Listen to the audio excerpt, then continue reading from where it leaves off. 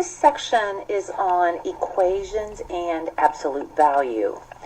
So let's take a look at your guided notes. And it says, recall, the absolute value of a number represents, and what it represents is its distance from zero. So it doesn't matter in which direction. So let's consider this equation. The absolute value of x equals 2. And I want you to look at the number line that's on your guided notes. We're going to label it 0, 2, and negative 2. So that would be negative 1 and 1. Those are the key numbers. And we're going to take a look at what the absolute value of 2 really means. So what it means is there is some number whose distance from 0, that's this part, that's the distance from 0 part, is 2. Well, here's 0. That positive 2 has a distance of 2 from 0, but so does negative 2. So when we look at that, we know that the truth is the absolute value of 2 is 2, but also the absolute value of negative 2 is also 2. So when you have absolute value of x equals 2, what it really means is that x could be the number 2 or it could be the number negative 2. And that's kind of the key of how do you solve these. And these aren't difficult really at all.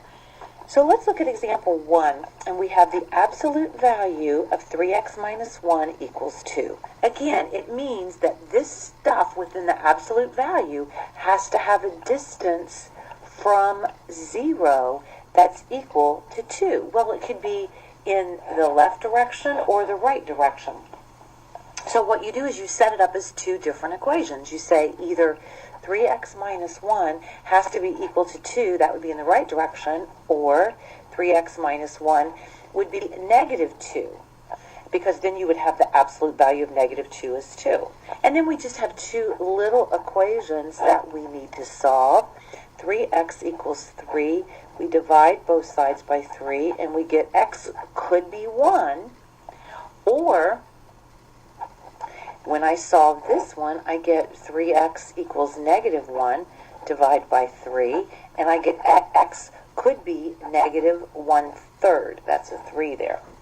So what you need to do is we need to prove that by checking. And I'm going to do it on this one. I'm not going to do it on all of them, but I am going to do it on this one, 1a. So let's go back. Absolute value. Let's check the 1. Absolute value of 3 times take out the x equals 1 minus 1. Does that equal 2? The absolute value of 3 minus 1, or the absolute value of 2 equals 2. And yes, that does check. So now let's try checking negative 1/3. The absolute value of 3, I'm going to put 3 over 1 since my x is a fraction, times negative 1/3 minus 1. Does that equal 2? Those cross cancel, and I have the absolute value of negative 1 minus 1. Does that equal 2? Or the absolute value of negative 2 equals 2. And yes, that's true. So they both do check. And we got that just by taking the stuff that was inside the absolute value and setting it equal to the positive and the negative of what is on the right. So let's try B. We've got the absolute value of 2x minus 3 plus 2 equals 7. First off, this 2 is in the way. I have to have the stuff in the absolute value isolated. So I'm going to move that 2 to the other side by subtracting it, and I have the absolute value of 2x minus 3 equals 5. And now it's just like the one we did in 1a. So I'm going to split it into two pieces.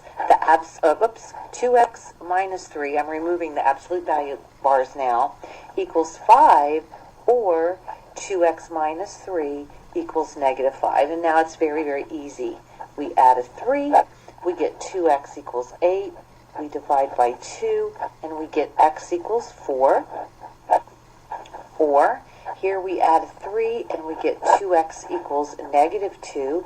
Divide by 2, and you get x equals negative 1. And again, you should check those, but you will see that they both work.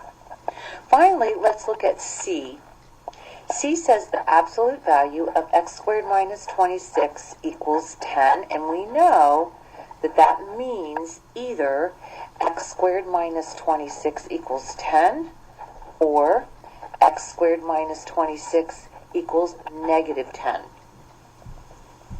So what we can do is we can add a 26 to both sides.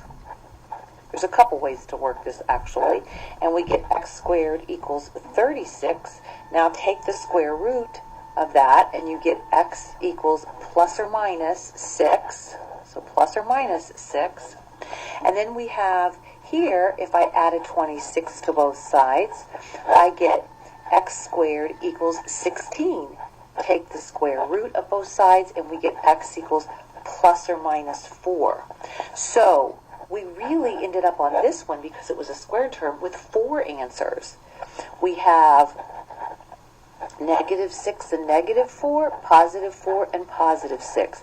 And again, you should check each one of those and see that they work. If I put a positive 6 in here and square it, 36 minus 26 is 10. Absolute value of 10 is 10. It checks. Negative 6 squared is still 36. So you can see it's going to work the same way.